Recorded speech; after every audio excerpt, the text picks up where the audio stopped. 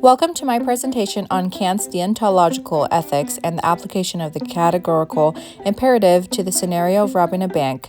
We will explore how this action holds up against Kant's three formulations and why it ultimately fails his moral philosophy.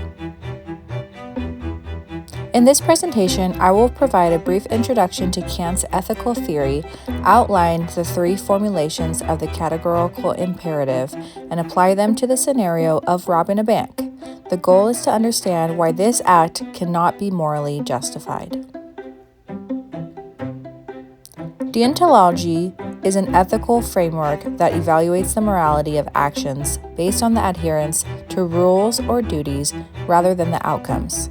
It emphasizes universal principles and the inherent worth of individuals.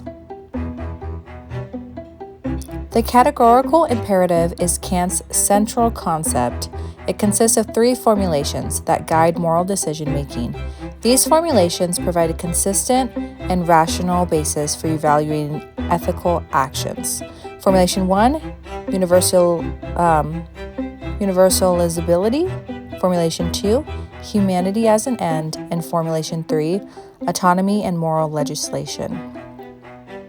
The scenario context. The scenario under an analysis involves robbing a bank for personal gain.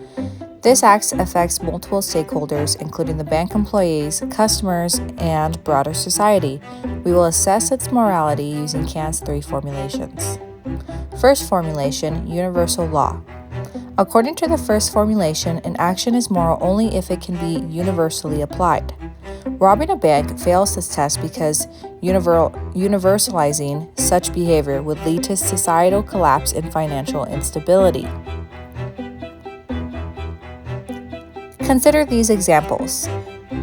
If everyone committed bank robberies, financial systems would break down and societal trust would erode.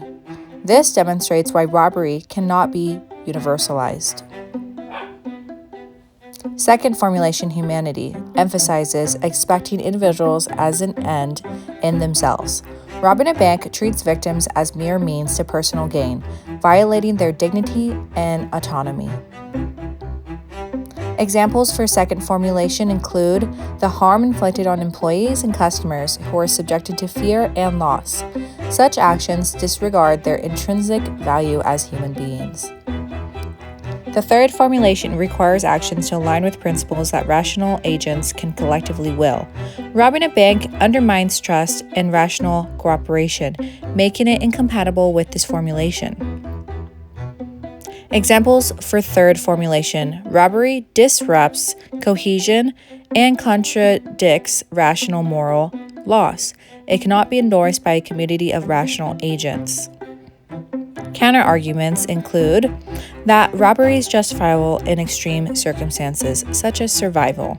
However, Kantian ethics maintain that moral principles must not be compromised even for personal benefit.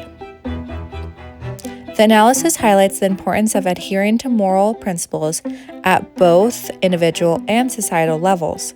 Respecting laws fosters trust and stability, which are essential for a cohesive society as a whole. To conclude, robbing a bank fails all three formulations of Kant's categorical imperative. It is inherently immoral and incompatible with deontological principles.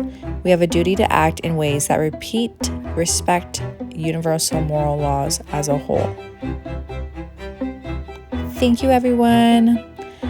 These references provide the theoretical foundation for the analysis. They include primary and secondary sources on the Kantian ethics that I did research on, and they are crucial for understanding and applying the overall imperative that we discussed today. Thank you so much for taking the time.